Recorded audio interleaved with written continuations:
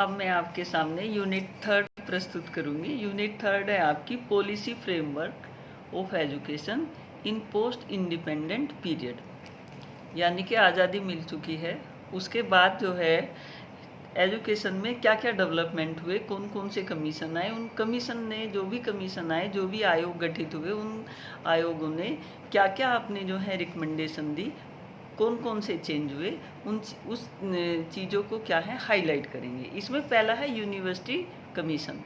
जैसा नाम से ही लग रहा है, यहाँ जो याद करने का तरीका है, जो कमीशन का जो नाम है उसका मोर एम्फेसिस उसी संदर्भ में ज़्यादा है। अब ये यूनिवर्सिटी एजुकेशन कमीशन 1948 से 1948 टू 49 तक इसने क्या है काम किया, यानी कि एक आयोग गठित किया गया जिसने क्या है यूनिवर्सिटी की जो एजुकेशन है उसको कैसे बेहतर बनाया जा सकता है। और इसी दौरान क्या था, यूजीसी का यूनिवर्सिटी ग्रांट कमीशन का भी डेवलपमेंट हुआ। और यूनिवर्सिटी ग्रांट कमीशन क्या है कि जो भी जितनी भी जो है यूनिवर्सिटीज़ होंगी, जितने भी जो है कॉलेज होंगे, जो वहाँ कोर्सेज होंगे वो गवर्न क्या होंगे, यूजीसी से होंगे। तो इस वाले जो आप नाम से ही जो है हाईलाइट हो गया है कि इसके अंदर क्या आना है। तो आप जब इसको एक्सप्लेन करें, यूनिवर्सिटी में जो भी कोर्सेज हैं, यहाँ टेक्निकल यूनिवर्सिटी, यहाँ जो है अपनी सिंपल यूनिवर्सिटी। देखो टेक्निकल यूनिवर्सिटी में हमारा जो इंजीनियरिंग वगैरह है, जो हमारी टेक्निकल से रिलेटेड है, वो यूनिवर्सिटीज़ आ जाती हैं। मेडिकल से रिलेटेड हमारा जो है, इसके बाद जो है इंजीनियरिंग से रिलेटेड, इसके बाद जो है हमारे जनरल जो कोर्सेज होते हैं, बीए बीकॉम बीएससी, उनके ऊपर जो पीएचडी रिसर्च वर्क, उन सब के ऊपर क्या है ये यूनिवर्सिटी एजुकेशन कमीशन गठित हुआ। यानी कि जो हमारे हायर लेवल हैं उसमें भी क्या है चेंज होना चाहिए, उसमें क्या क्या जो है बेहतर परिवर्तन हो सके, कैसे वो बेहतर हो सके, तो उसके संदर्भ में क्या है यहाँ इसने अपने क्या है सुझाव दिए इस कमीशन ने। तो इसको यहाँ इसमें जो है जो आप हाईलाइट करेंगे वो सारा क्या है हायर एजुकेशन को करेंगे, यूनिवर्सिटीज़ को करेंगे कि यूनिवर्सिटी कैसे ग्रांट प्राप्त करती हैं, यूनिवर्सिटी कैसे डेवलप होती है, उनका सिलेबस, उनका सारा कुछ जो है वो सब यूनिवर्सिटी ग्रांट कमीशन को दे दिया। और सब प्लानिंग करना, उसको मैनेज करना, उनको फाइनेंस करना, पूरा जो है गवर्न करने का काम, सारी जो है कंट्रोलिंग पावर यूजीसी को दे दी गई, वो गठित कर दी गई। और ये आयोग का मेन वर्क क्या था, यही था। इसके बाद आता है, नेक्स्ट आता है सेकेंडरी एजुकेशन कमीशन 1952-53। नाम से लग रहा है कि ये किसके संदर्भ में होगा, सेकेंडरी एजुकेशन के संदर्भ में होगा। सेकेंडरी एजुकेशन के संदर्भ में कैसे कि सेकेंडरी एजुकेशन में जो आपके बोर्ड होते हैं, सीबीएसई बोर्ड, यूपी बोर्ड, आपका जो है आईसीएसई बोर्ड, ये सारे जो है बोर्ड गठित कर दिए गए।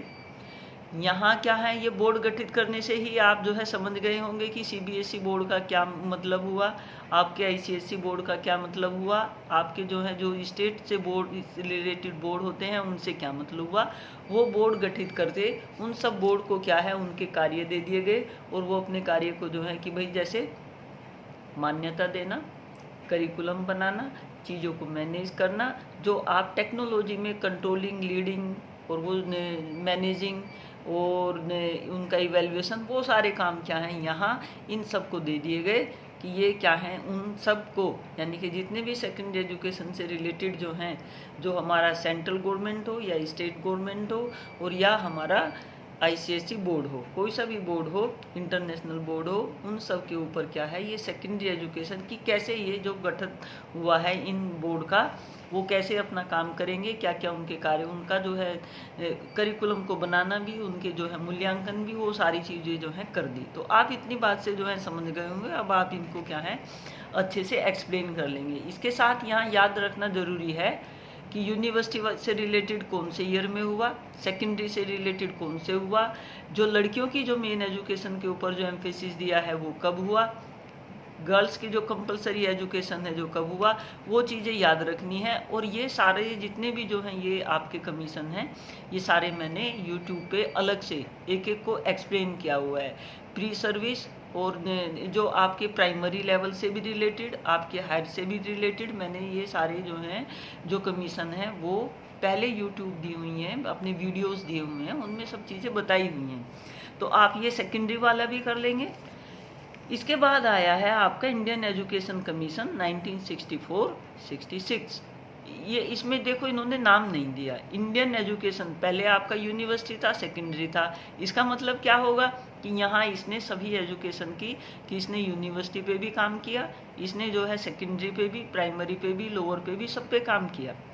अब सब पे काम किया, क्या होगा कि जो जो जहाँ थोड़ी बहुत कमियां हैं, क्योंकि क्या था जो यहाँ इस टाइम जो है ये देखा गया था मेन, जब हम ये इससे पहले वाला जो हम वो देखते हैं 52 53 तक, जब हमने देखा 1-2 साल बीतने के बाद, जब ये देखा गया कि जितने भी जो जैसे देश आज़ाद हो गया था, फिर भी क्या था, देश आज़ादी के बाद नंबर ऑफ जो है हमारी जो जनसंख्या है वो ज़्यादा है, और उसके कंपैरेटिव क्या है स्कूल कॉलेज कम है। तो इनको जो है और ज़्यादा बढ़ाने के लिए, और साथ साथ क्या है स्टूडेंट्स का एनरोलमेंट बढ़ाने के लिए यहाँ जो है करिकुलम को और बेहतर तरीके से तैयार किया गया। और स्टूडेंट्स के लिए जो है जो प्राइमरी शिक्षा थी वो सबके लिए जो है कंपलसरी कर दी गई। विभिन्न जो है आर्टिकल आ गए जिनके द्वारा जो है कंपलसरी एजुकेशन हो गया, और उसके साथ साथ क्या हो गया कि ये एजुकेशन प्राप्त करना सबका क्या है, अधिकार है, सबके अधिकार में है, और सबको जो है शिक्षा मिलनी चाहिए। तो जो कमियां कुछ जो है उसमें रह गई थी, बाकी दो में, ये तीसरे में आके जो है 64 66 सबसे ज़्यादा जो है पूछा जाता है। आपको कल जब या जब भी आप एग्ज़ाम देंगे तो ये आपके एग्ज़ाम में आपको देखने को मिलेगा। इसमें यहाँ दिया हुआ भी है जो आपका 1964-66 in the context of industrialization, यानी कि यहाँ जो मतलब जो इसका जो मेन एम्फेसिस है वो इंडस्ट्रियलाइजेशन से रिलेट कर दिया। इंडस्ट्रियलाइजेशन से क्यों रिलेट कर दिया? यहाँ इंडस्ट्रियलाइजेशन से रिलेट करने से मतलब है कि जो भी शिक्षा दी जाए वो क्या हो, वो जीवन को डेवलप करने में, जीवन को निर्वाह करने में, जो हमारी रोटी कपड़ा मकान उसके संदर्भ में हो। तो यहाँ प्रोफेशनल एजुकेशन को, यहाँ स्किल एजुकेशन को इस वाले उसमें क्या है इंट्रोड्यूस किया गया हर स्टेज के ऊपर, यानी कि जो वोकेशनल कोर्सेज हैं उनको यहाँ पर ज़्यादा हाईलाइट किया गया। जहाँ इंडस्ट्री आ गई तो वहाँ वोकेशनल कोर्सेज निश्चित रूप से होंगे। नाम से ही जो है आप समझ लो और उसी के आधार पर आप एक्सप्लेन कर दो, चीज़ आपने अपने आप जो है आसान हो जाएगी। जो शब्द इसमें जुड़ा है और वो शब्द जब जुड़ा है तो उसके साथ क्या बात होनी चाहिए। जहाँ इंडस्ट्रियलाइजेशन आ गया तो वहाँ वोकेशनलाइजेशन होगा, जहाँ वोकेशनलाइजेशन होगा तो वहाँ स्किल एजुकेशन होगी। वहाँ क्या होगा, आप जो है कार्य आधारित, यानी कि जो भी कुछ आप सीखेंगे वो अब वर्क एक्सपीरियंस होगा, सिर्फ जो है नॉलेज बेस्ड नहीं होगा, वो आपके क्या है डूइंग बेस्ड भी होगा, कि उससे क्या है उस शिक्षा से ऐसी शिक्षा जिससे क्या है आप अपना जीवन यापन बेहतर कर सकें। तो ये आप जो है समझ गए होंगे। अब इसके बाद इसमें नेक्स्ट आता है नेशनल पॉलिसी ऑफ एजुकेशन 1986। जो नेशनल एजुकेशन पॉलिसी है, यानी कि जैसे अब क्या है हमारी न्यू एजुकेशन पॉलिसी आई है, वैसे ही क्या था हर 10 साल बाद, पहले मतलब क्या था जो बिफोर इंडिपेंडेंट क्या था 20 साल बाद पॉलिसी बनती थी, बट इसकी जब जो है देश आज़ाद हुआ तो हर 10 साल बाद क्या था पॉलिसी बनाई जाने लगी। तो जो ये थी हमारी 1886 वाली, सारा जो है इसने प्राइमरी सेकेंडरी सभी के ऊपर जो है वर्क किया, और उसमें क्या है अपने सुझाव दिए, और सभी के लिए जो ये आर्टिकल वगैरह जो है कंस्टिट्यूट हुए, सभी के लिए कंपलसरी, लड़कियों के लिए जो है फ्री एजुकेशन, लड़कियों को जो है मोर एम्फेसिस, इसमें जो है काफ़ी जो 1952 की थी 1952 की में लड़कियों को भी दिया गया, बहुत ज़्यादा दिया गया था, यहाँ और भी ज़्यादा लड़कियों को दिया गया, और पॉलिसी में जो है जो हर लेवल के जो कोर्सेज हैं उनमें संशोधन किया गया, क्योंकि इस दौरान भारत में जो है काफ़ी चेंजेज आ चुके थे। इससे पहले वाली जो थी वो इंडस्ट्रियलाइजेशन था, और उस इंडस्ट्रियलाइजेशन से जहाँ इंडस्ट्री ऐड हो गई तो वहाँ जो है डेवलपमेंट हो गया, जब डेवलपमेंट हो गया तो वहाँ जो है लोकल जो रिसोर्सेज हैं उनका प्रभाव शिक्षा के ऊपर पड़ा, और जो प्रभाव जब शिक्षा के ऊपर पड़ा तो वो शिक्षा और कैसे बेहतर हो सकती है, तो करिकुलम में चेंज होना अनिवार्य है। अब जैसे जैसे जो है सोसाइटी में हर चीज़ में चेंज होता है, उसके हिसाब से सिलेबस भी चेंज होता है, सारी चीज़ें चेंज होती हैं। तो न्यू एजुकेशन पॉलिसी यहाँ 1986 में जो हमारी ये आई, इसको न्यू एजुकेशन पॉलिसी तो अब कहने के नहीं, क्योंकि अब तो फिलहाल हम जो है पढ़ रहे हैं 2020 की। तो ये हमारी जो नेशनल पॉलिसी बनी 1986 में जो बनी, तो उसने जो है हर लेवल पर जो है काम किया, हमारे pre primary, primary, secondary, senior secondary सबको जो है एम्फेसाइज किया। और क्या क्या होगा वो आप सब कोर्स जानते ही हैं कि क्या क्या जो है धीरे धीरे सब चीज़ें जो हैं सिलेबस की, इस स्टेज पे ये होगा, इस स्टेज पे ये सिलेबस होगा। यहाँ जो है जैसे पहले क्या था 2 साल का BSc होता था, BA होता था, यहाँ आके क्या है 3 साल का हो गया था, जिससे क्या है एक फिर ब्रिज कोर्स किया जाने लगा था। तो जैसे अब भी जैसे जो है चेंज किए गए हैं, सेम उसी तरह से जो है चेंज तब हुए थे। यहाँ क्या है एंड इट्स रिव्यू यानी कि इसको जो है फिर दोबारा रिव्यू किया गया। वो कब किया गया? वो 1992 में किया गया। और 1992 में इस in the context of liberalization and globalization of Indian economy, अपने आप नाम दे दिया कि जो 1992 की होगी, जो 1992 में जो भी कोई संदर्भ दिया गया होगा वो लिबरलाइजेशन यानी कि लिबर्टी दे दी होगी चीज़ों की। आप कुछ भी पढ़ें, कोई भी कोर्स करें, आप कुछ भी करें, लिबरल कर दिया। और क्या कर दिया? आप कहीं और भी जाके शिक्षा ले सकते हैं। और क्या, क्योंकि ग्लोबलाइजेशन शब्द आया है किसके लिए? Of Indian economy. तो इंडियन इकोनॉमी कैसे बढ़ सकती है? जब जो है उधर के मतलब दूसरे देश के बच्चे हमारे हैं और हमारे बच्चे जो हैं दूसरी जगह आए और बेहतर एजुकेशन लेके आए। तो जो 1992 की थी वो लिबरलाइजेशन के लिए, और globalization for what? For Indian economy.